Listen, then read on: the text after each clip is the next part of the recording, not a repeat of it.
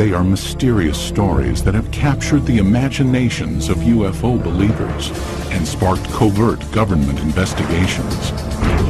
It was a gigantic object 300 meters in diameter. It made very strange aerial maneuvers. But these are not celebrated American paranormal incidents. These UFO episodes took place in a country for years, shrouded in secrecy. Behind the scenes, the Russian government, the Russian military take this phenomena very seriously. They've been lying directly to their own people.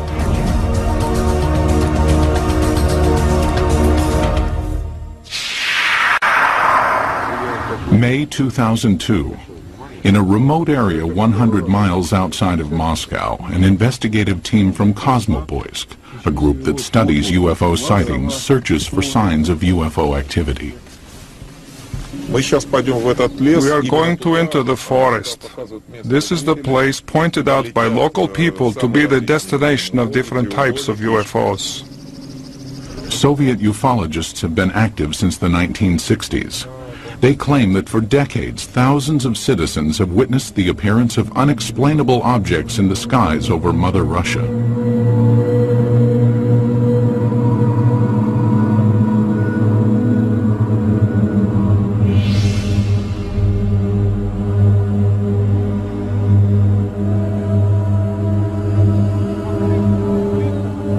Today, ufologists in Russia work in the open and report their findings freely.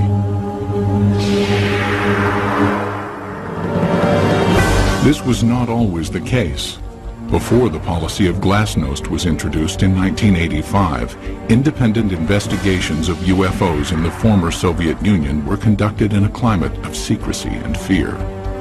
At times, official government policy denied the existence of UFOs and any UFO activity, and prohibited anyone from reporting otherwise. The UFO research in the former Soviet Union was a very complicated matter because one had to deal with overall state secrecy. Meanwhile, the Soviet government was involved in covert UFO investigations of its own. We know that the Russian government studied this secretly for a period of 40 years. We know that they took it very seriously. We also know that there have been various attempts, including more recent ones, to put a spin on this to say, there's nothing to it. That's a bunch of baloney. The results of the Soviets' most far-reaching secret UFO study became public in the year 2000. The inquiry started in 1978 and took 13 years to complete. The investigative team consisted of top scientists and military experts, and was completely clandestine. Certainly, this collaboration between the Academy of Sciences and the Ministry of Defense was not paraded. I mean, formally, these studies were closed. Classified organizations took part in these studies. This research should have a secret character. Colonel Boris Sokolov was the coordinator of the investigation. Shortly after the fall of the Soviet Union, he met with American investigative journalist George Knapp. Sokolov told us that just as in America, 90 to 95% of these cases could be explained away, but the remaining 5 to 10% could not be easily explained. The 13-year Soviet UFO study scrutinized some of the most puzzling sightings in Russian history. In 1968, a cameraman documenting a test of a Soviet jet fighter noticed a huge triangular object in the sky. He focused his camera on the object and caught it on film. In 1977, an unusual aerial display sent tentacles of light streaming down over the town of Petrozavodsk. Some claim the event caused fine holes to be glazed in glass windows and concrete. In 1982, military personnel at an intercontinental ballistic missile base witnessed several brilliantly lit orbs overhead. Seconds later, a warning light indicated a missile had switched to the prepare to launch mode.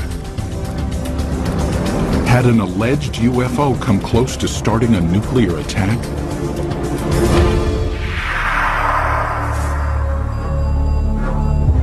UFO sightings over Russia are not limited to the recent past.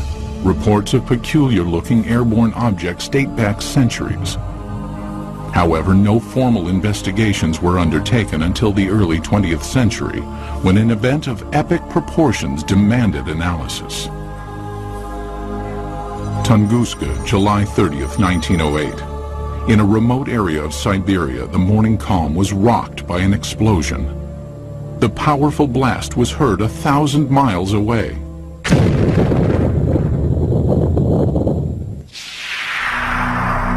There was an enormous firewall blast, something on the order of 15 megatons of equivalent energy, which is roughly 1,000 times that of the Hiroshima blast at the end of the Second World War. This was an extraordinary event. Because of the remoteness of the Tunguska region, it was almost 20 years before any government researchers visited the site. The first expedition to reach Tunguska was headed by Russian mineralogist Leonid Kulik.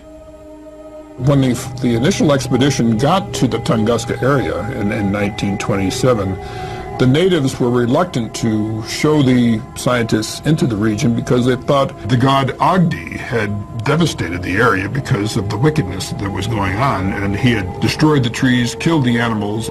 Kulik eventually convinced locals to direct him to the blast location. Believing a meteorite had caused the massive explosion, Kulik assumed he would find a crater at the point of the meteorite's impact. To his surprise, there was none. He looked for meteorite samples on the ground because often when an object hits the Earth, it throws up debris, and the debris is recoverable around the edges of the crater. But of course he didn't find that either. What Kulik discovered has stirred UFO debate for decades. At the blast's epicenter was a frozen swamp with an untouched clump of fully grown trees in the middle. Circled around the grove, 10 million dead trees lay in a symmetrical ring, seemingly mowed down by a cosmic scythe. So here we have an enormous blast site with no crater, no fragments or meteorites around the rim of the crater, and this radial pattern of burnt trees knocked down for some 20 miles in all directions. In the years that followed, others traveled to Tunguska to study the unusual occurrence. There might have been fruits obtained by labors of another expedition sent by the head of the Soviet secret police in the late 1940s. But all we know is that such expedition existed. We do not know what has happened to the items and the information it collected. Further baffling ufologists were reports of radiation damage in the Tunguska blast region. There were also some reports of mutations taking place in plant life, and even some humans apparently suffered some gene damage. In 1947, Russian Army Colonel Alexander Kazantsev developed a remarkable theory based on information about the devastating consequences of America's atomic bomb attacks on Japan. He was listening to the report about the nuclear bombardment. The announcer gave a very long and very detailed description of how and in which direction trees, houses had fallen, and so on, how everything was hit. He realized that what had happened in Hiroshima, exactly the same happened at Tunguska, only nearly half a century ago. Kazantsev hypothesized that the nuclear-like devastation seen at Tunguska must have been caused by the crash of a nuclear-powered alien spacecraft. But the scientific community rebuffs the UFO theory. Scientists claim the Tunguska explosion was caused by a rare but explainable natural event. They believe an asteroid dropped to just 3 miles above the Earth's surface and then exploded. As the object came in, it was being decelerated and squeezed by atmospheric forces. It blew up with the force of a hydrogen bomb. The shock wave smashed down the forest, knocking trees away from the blast and resulting in a pattern away from ground zero. But how would an asteroid explosion explain the reports of radiation damage in the Tunguska area? Scientists say it can be attributed to the sheer magnitude of the explosion. As we mentioned before, the blast itself was 1,000 times greater than the Hiroshima blast at the end of World War II. The blast would have generated a series of very high-speed charged particles and would have been the cause of some of the mutations in the gene structures of plants and animals. But to this day, scientific explanations do not satisfy many ufologists. I have been several times to the place where the Tunguska body fell. I intentionally call it body, not meteorite. I mean, the catastrophe of an asteroid, of a comet, or of any other natural body cannot lead to such consequences.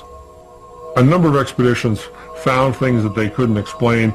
There are some people who were saying that the evidence suggested this was some kind of an alien spaceship. That was the kind of magical explanation you use when you don't have enough real science to understand the physics and the astronomy involved.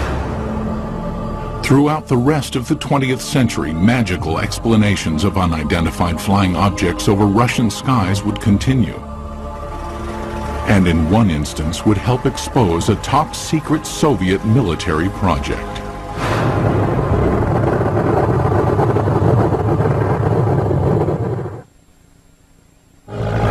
It was 1948. World War II was over, but the Cold War was just beginning.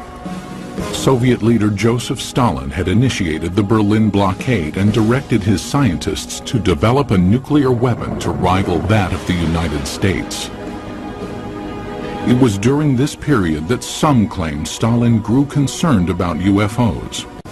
It is said his interest stemmed from reports of a 1947 UFO incident in Roswell, New Mexico. New Mexico in 1947 would have been a hotbed of Soviet espionage because we had all kinds of stuff there. The 509th Bomber Wing, the only atomic bomber wing group.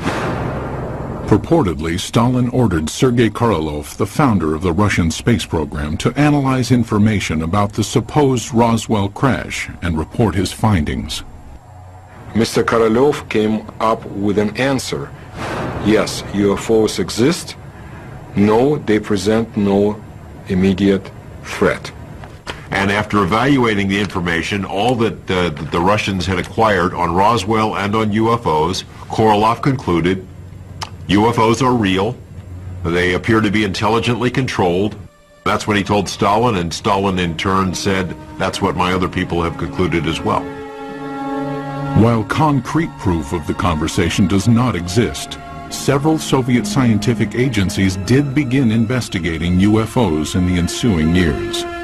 Stalin, after getting this information about Roswell and UFOs in general, did the same thing basically that the American government had been doing. He condemns UFOs in public and then conducts secret tests behind the scenes.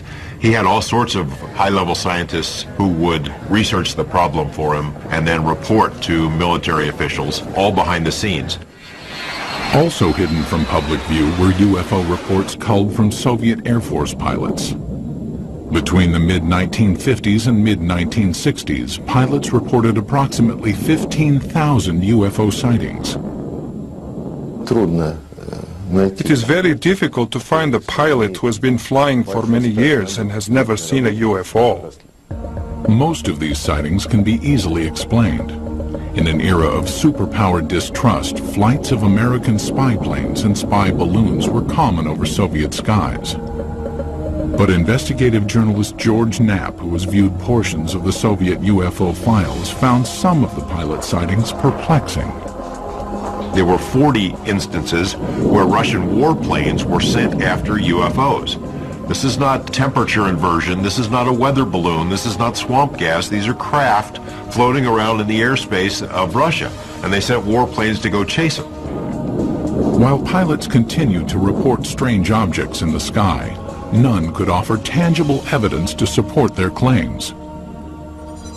But in 1968, over the skies of Riga, Latvia, an alleged UFO sighting was caught on film. As a Soviet propaganda film crew documented a test flight of a fighter interceptor jet, the pilot noticed an unusual object high in the sky.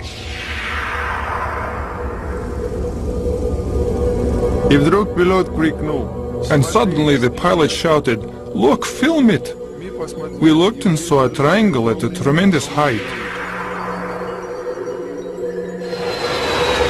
Fighter planes scrambled to investigate, but the object quickly disappeared behind a cloud and was never seen again. It was later estimated that the craft was hovering approximately 7 miles above the ground. The film was sent to the Kremlin, where it remained locked from public view for years. They really took it seriously. I say seriously because the film was taken away. It was declared completely secret. Outsiders have only recently seen the confiscated film. While some maintain the film is conclusive evidence of a UFO, skeptics argue the vehicle was most likely a French-made high-altitude research balloon. As secrecy enveloped all government discussions of UFO issues, an underground army of Soviet ufologists began to form in the USSR. They kept their studies concealed. Russians who study UFOs in this period report that they had a very serious feeling of threat from the Soviet government, that they were doing something which the Soviet government disapproved of. The leader of civilian UFO research was Felix Ziegel, the man considered the father of Soviet ufology. Felix Ziegel was a Soviet scientist. He was a doctor of mathematics and astronomy at the Moscow Aviation Institute. He made it his job to find out why are the strange objects or in the skies of his country. Ziegel challenged the Soviet system by conducting paranormal lectures, organizing independent UFO investigations, and urging Soviet citizens to report any and all sightings. His efforts were not without risk. We cannot say, of course, that people would be put in jail for it, but still Ziegel suffered. He was harassed both in his place of work, at the Institute of Aviation, and he was harassed by the state government authorities. Ziegel and his investigators spread information about UFO sightings through an underground press network. Samizdat, private publications used to disseminate information, were strictly forbidden by the Kremlin. In his time, brochures were printed in a samizdat way. They were collections of observations and letters, typed in 5 to 10 copies. All materials were typed with the use of carbon paper.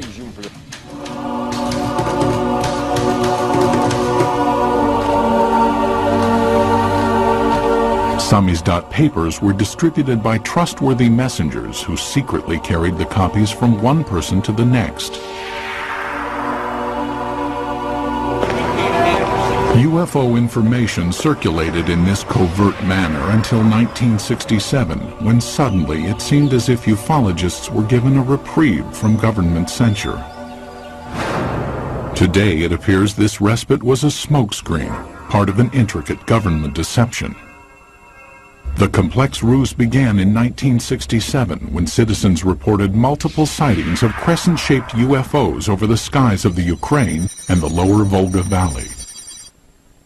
It was also seen as far south as the Caucasus Mountains, where many astronomers in observatories in the Caucasus Mountains would see these objects flying horizontally from west to east, crescent-shaped, heading toward the east. For reasons unknown at the time, the government allowed press coverage and independent study of the sightings. Felix Ziegel was granted permission to form a government-sanctioned investigative committee made up of over 200 scientific and military experts. In October 1967, they convened at the Central House of Aviation and Cosmonautics in Moscow. Their goal? Determine the cause of the mass sightings. On television and in newspapers, Ziegel's committee appealed to Soviet citizens to report information on UFOs. For the first time in Soviet history, UFOs seemed to be an open topic. It was like a breath of fresh air. Freedom of discussion about a forbidden subject was permitted to the Soviet citizens. And this was something unheard of. And alas, it did not last long. Within a few months of Ziegel's televised appeal, The steel jaws of Soviet censorship clamped down. Reporting of UFOs was once again off limits. The subject was dropped from the controlled media, and Siegel's committee was ordered to disband. The committee was to encourage people to report. As soon as the reports began to gather, somebody in Moscow quashed the activity, canceled the committee, canceled publication of further works, and put a lid on it. Cries of a Kremlin whitewash were immediately sounded. Why the cover-up takes place, I don't know. Is there a cover-up? There's no question about it. But what they were covering up is the question. UFO buffs believe they were covering up alien visitations. I think the evidence is clear they were covering up descriptions of their own secret military aircraft and missile activities and satellite activities. Scientist and NASA consultant James Oberg came to this conclusion in 1977 after studying Soviet space vehicle launch patterns and comparing them to the dates of the 1967 sightings.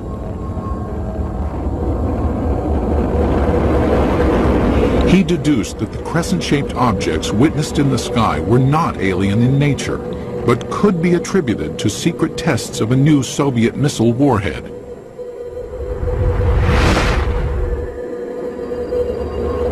People in the area saw the rockets, especially at night, saw the streamers, the contrails in the sky, even heard the rockets. They were told by the government that there was nothing there, that it was not anything ours. It became a UFO phenomenon. Later dubbed by the Pentagon as a fractional orbital bombardment system, the Soviets had good reason to keep the tests secret. It was designed to sneak under our radar as a first strike weapon. It was one of these scary things that you only build it if you mean to make a sneak attack. It was also illegal to have such a weapon because in 1967, the U.S. and Russia and other countries signed a treaty forbidding the placing of nuclear weapons into orbit. But why, after crushing public dissemination of UFO information for years, did the government briefly loosen its restrictions in 1967? It appears now to have been a deliberate ploy to fool its citizens and the international community about the true nature of the sightings. The Soviet government did not want the public to understand what was going on. They didn't want the Americans to know, for example, what was going on. It was a useful camouflage. It diverted people's attention. Because it was a UFO, Western journalists would laugh rather than investigate it. The cover-up by the Soviet government is in letting people think they're flying saucers. The strategy backfired when the extensive UFO data collected by Felix Siegel's committee was published in magazines. The Soviet government realized what these reports really were. They're military secrets. Not described accurately, but accurately enough to be of use to the CIA if they ever caught on. The government said, "Oh my gosh," and other things in Russian, and said no more UFO reports get published in the Soviet Union. For 10 years, public discussion of UFOs was effectively brought to a halt. But that would change in 1977 with the appearance of a strange-looking object over Soviet skies, witnessed by thousands of astonished citizens. September 20th, 1977. As dawn approached in the small Russian port city of Petrozavodsk, a spectacular aerial display lit up the skies. The incident would become one of the most studied UFO sightings in Soviet history. The phenomenon of Petrozavodsk is one of the greatest abnormal phenomena on the territory of our country. At approximately 4 o'clock in the morning, civilians and military personnel reported seeing huge star-like apparitions shooting in the sky. As it flew up in the sky, it appeared to come over the city and then head off toward the horizon.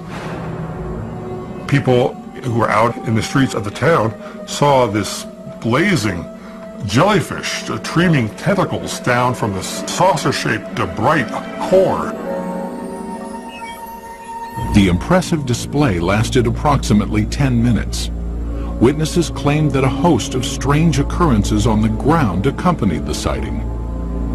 There reported all sorts of phenomena. They smelled ozone, computers were crashing, drivers lost control of their vehicles and went into ditches. Perhaps the phenomenon most difficult to explain was the appearance of finely glazed holes in glass windows and rocks around the city. There is no explanation for this fact, but the connection is direct by the time parameters. There had been no holes before the event, and then they appeared. Witnessed by thousands, the aerial display above Petrozavodsk was impossible to refute. While the sighting remained a mystery to Soviet citizens, NASA consultant James Oberg quickly discovered its origins. Because of my connection with the space program and my knowledge of satellites and rockets, I was able to find out within a matter of hours. There was a rocket launching that morning from a secret space center north of Moscow at precisely the time people were seeing this UFO. The jellyfish-like display was triggered by the launch of the Cosmos 955 spy satellite.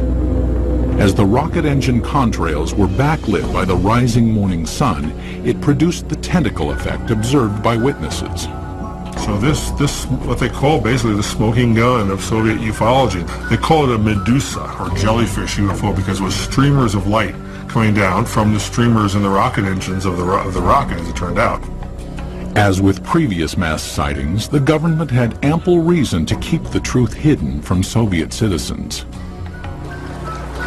The satellite was launched from a secret military space center called Plisetsk, one of several undisclosed missile bases scattered throughout the Soviet Union. Most ufologists accept the satellite launch as the cause of the aerial display, but many argue it does not fully clarify the mystery. How shall we explain the appearance of some beams that burnt the glass? When the pieces of the glass were analyzed at the Institute of Metrology in Moscow, they concluded that these holes resulted from badly glazed window glass. That is, a purely technical defect took place. I do not believe that the launch of a secret military satellite would explain the holes that were made in the glass. My personal opinion, no, this was not man-made technology that's responsible for such effects. There were some reports of holes being drilled into glass window panes and in paving stones. I saw those reports. I can't explain it. And all these sorts of additional phenomena, these additional reports, are typical of what happens when people see a very sudden, shocking sight in the sky and look around them for corroborative evidence. Most of the time, it's irrelevant, independent, and sometimes even imaginary. While the mysterious holes might never be fully explained, the Petrozavodsk incident had much deeper consequences inside the walls of the Kremlin. The upshot of this incident was the decision of the Soviet government to create a secret program to study UFOs.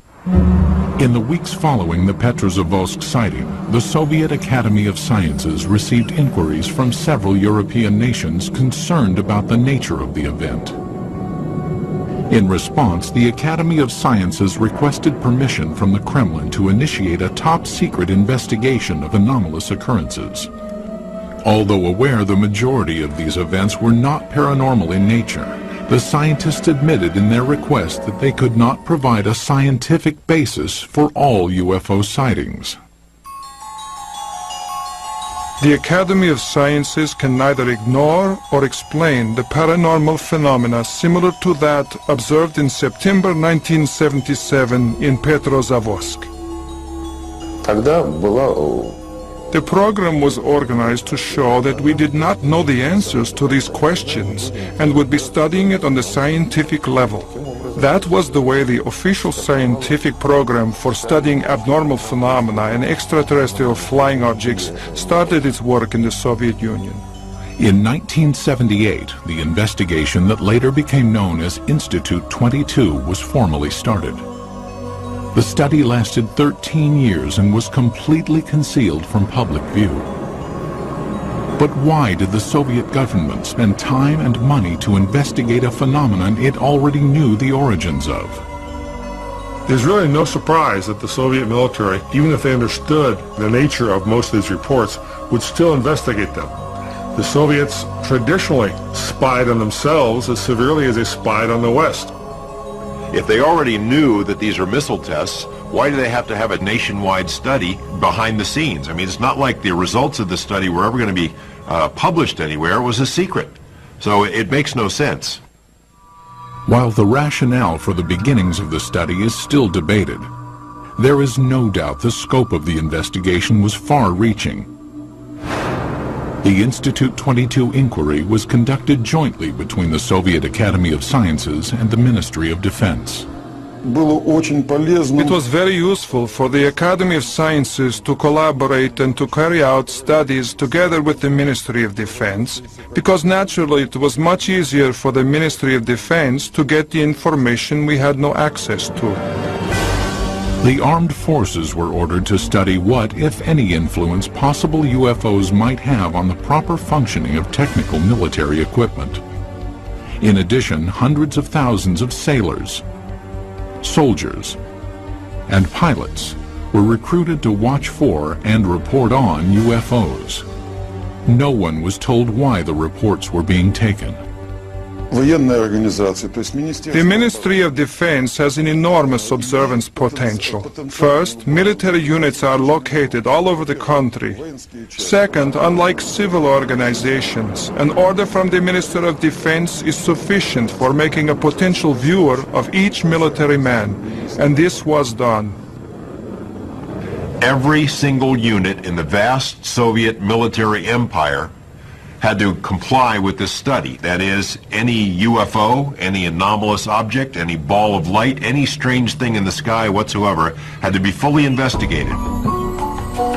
Scientists were directed to investigate the physical nature of alleged paranormal phenomena. The data collected by the military and scientists was analyzed in a lab located in a nondescript building in a suburb of Moscow.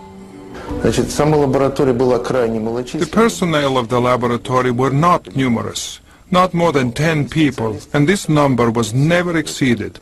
But the specialists from almost all the scientific areas worked there, from a physician to specialists in radioelectronics, meteorology, and astrogeophysics. Practically all the specialists were represented there. It was done in order to study all possible aspects of UFOs.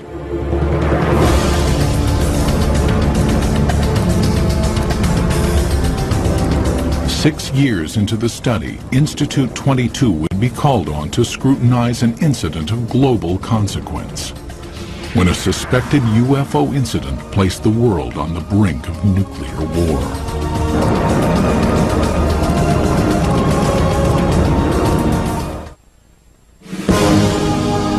The early 1980s were a time of tense relations between the Soviet Union and the West. The era of détente had ended, and the Russian landscape was studded with intercontinental ballistic missile silos.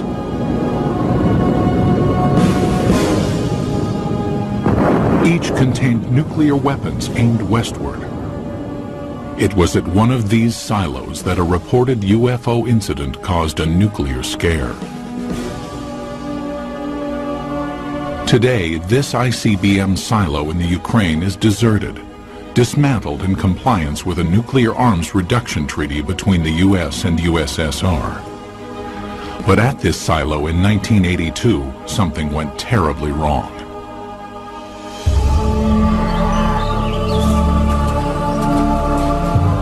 It started at approximately 6 p.m. when soldiers and villagers in the nearby town of sᴇᴄrᴇᴜns witnessed a strange object in the dusk sky.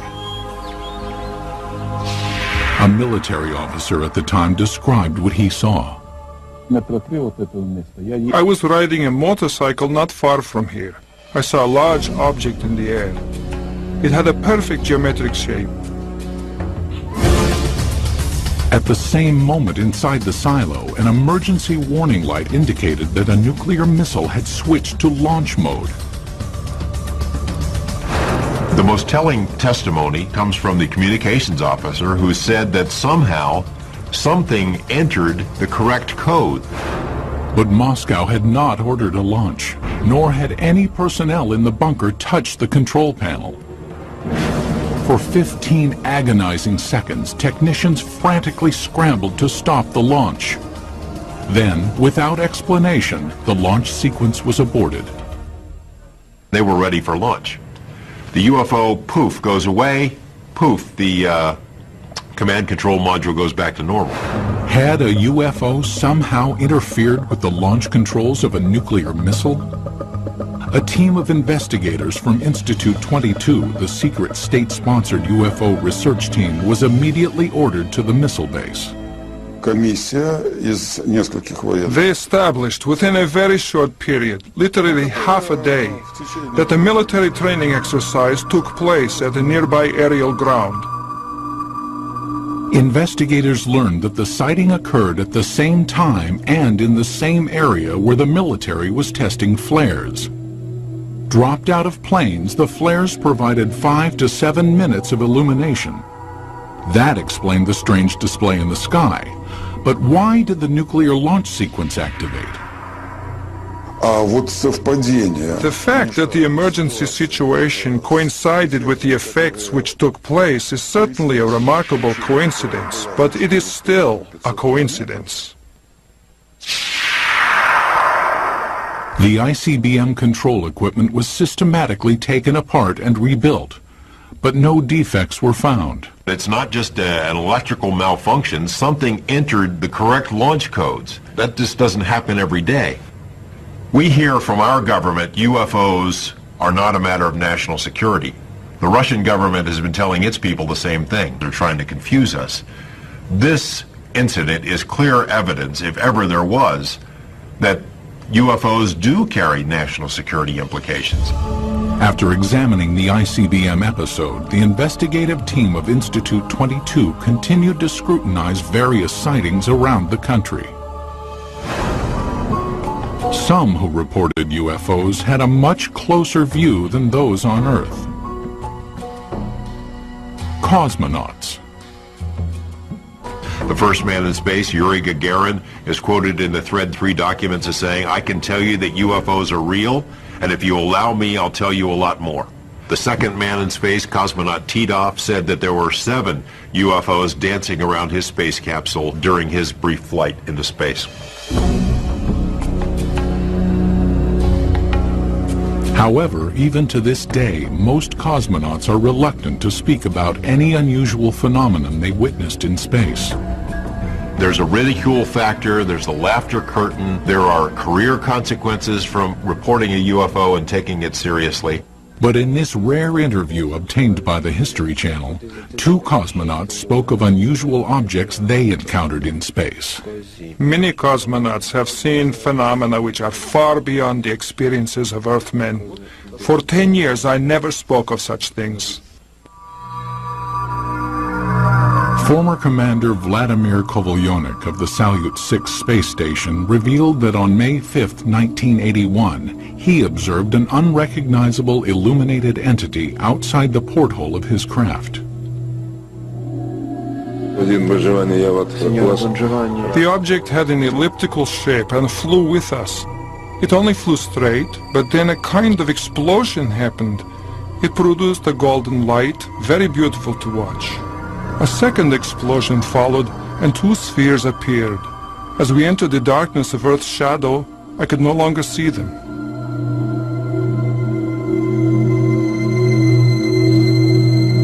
On a Mir mission in 1991, cosmonaut Musa Manarov managed to videotape an anomalous object during a routine docking procedure.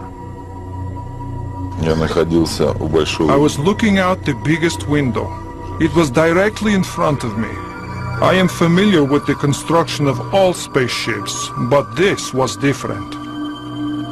There is ongoing debate about sightings of unidentified objects by cosmonauts and American astronauts alike. Skeptics insist there is enough debris left in orbit to constitute a plethora of unusual sightings.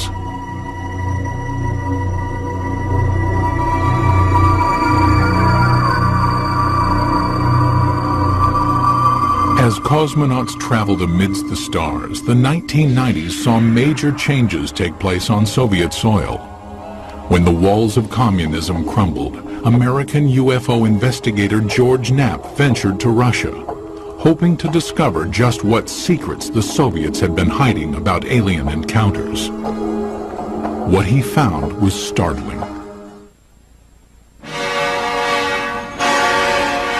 Beginning in the mid-1980s, the leaders of the United States and the Soviet Union conducted several summits aimed at reducing both nuclear arms and tensions between the two superpowers. Shortly after one such meeting, President Ronald Reagan revealed he and Mikhail Gorbachev had discussed the topic of alien encounters. I couldn't help but say to him, just think how easy his task and mine might be in these meetings that we held if suddenly there was a threat to this world from some other species, from another planet, outside in the universe. We'd forget all the little local differences that we have between our countries. Reagan made 5 different public statements, including one to the United Nations, that, well, boy, wouldn't it be something if UFOs were suddenly a threat to us and we'd all get together? And so Gorbachev kind of responded, yeah, it sure would. You know, we would get together. Lo and behold, we did get together. You know, the wall came tumbling down, perestroika, glasnost. With the collapse of the Soviet Union came a new era of openness in Russia. Thousands of miles away in Las Vegas, Nevada, investigative journalist George Knapp, who had studied many American UFO incidents, realized the time was perfect to explore Russian reports. 3 years ago, we have succeeded in obtaining several hundred pages of secret Russian UFO documents and photos. Other Western journalists followed. Today, it's a new ballgame. The lid has been dropped on government UFO files, although there is still plenty of information to be found. It occurred to me, now may be the time to go ahead and try to find out what the Russians know about UFOs. It was a tumultuous, crazy time, but a wonderful time to be there as a journalist. In 1993, Knapp traveled to Russia and was introduced to Boris Sokolov, the coordinator of Institute 22. Like many government-funded scientific projects from the era, Institute 22's funding had been cut and the project disbanded. Sokolov provided Knapp with some of the recently declassified UFO files, containing information on the cases that were more difficult to explain.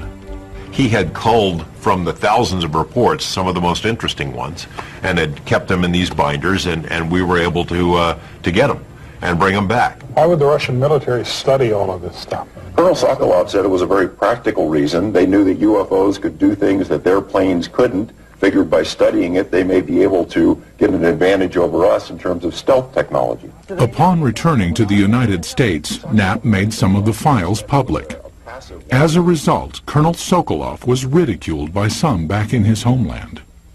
Officially, Russia was a democracy, but the communists still had a lot of influence. There were communist newspapers that attacked him broadly as being a sellout to Mother Russia. But the public scorn Sokolov endured was certainly less severe than the consequences he might have been subject to in the old Soviet Union. My friend put it this way. He said, if this had happened 5 years ago, we would be in prison. If it had happened 10 years ago, we'd all be shot for giving up these secrets. But in 2000, the relaxed political climate allowed Sokolov and scientist Yuli Platov to publish a report summarizing the findings of Institute 22. Entitled The History of UFO State Research in the USSR, the report concluded that of the 3,000 UFO sightings investigated, 90 to 95% of the incidents could be attributed to man-made phenomenon, mostly missile launches and research balloons. The remaining 5 to 10% could not be easily explained. He was not willing to conclude that any of these things were extraterrestrials or interdimensionals or aliens from the future or anything of that sort. The thing is that before, the enthusiastic ufologists had affirmed in literature that all we saw was due to contacts with the extraterrestrial civilizations. No. It turned out that only a very small percentage of events remained unexplained. But in a land that for so long concealed information and suppressed dialogue, Many ufologists wondered if the report revealed the entire truth. There is a vast treasure trove of KGB documents on this topic somewhere that no one has ever seen. And I know the KGB did release some documents in the early 90s, but it is presumed by a lot of folks that the best stuff is still hidden in a vault somewhere. What happened to the files? Who keeps them? Until we ourselves go through the files, we cannot say whether what Mr. Platov and Mr. Sokolov say is true. It will probably never be known exactly how many Soviet UFO files remain classified, or what they contain. Most in the scientific community doubt any smoking guns exist in the unseen files. People in Russia still have a very powerful sense of gossip and rumors, because under Soviet days, so many things were illegal to talk about, illegal to know. So they replaced the reality with a very rich mythology. UFOs became part of that mythology in Russia, and it's still a very powerful theme over there. But many UFO enthusiasts remain suspicious, believing that the proof of alien encounters exists and is still being hidden.